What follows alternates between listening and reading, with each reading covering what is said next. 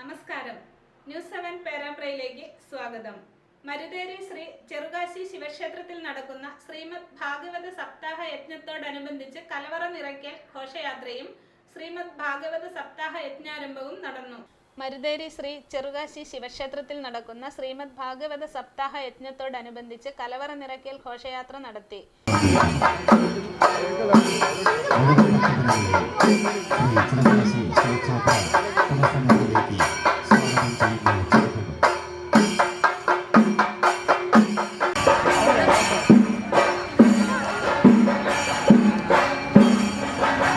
ക്ഷേത്ര കമ്മിറ്റി പ്രസിഡന്റും സ്വാഗത സംഘം ചെയർമാനുമായ V K Rameshan, K Sajeesh, Rajan Marutheri, T Anirudhan, T Nijeesh, M N Satheeshan, K Rajeesh, T Subeesh, P E Raveendran, E K Kumaran, E K Narayani, Ajitha Balakrishnan, K Indira എന്നിവർ നേതൃത്വം നൽകി.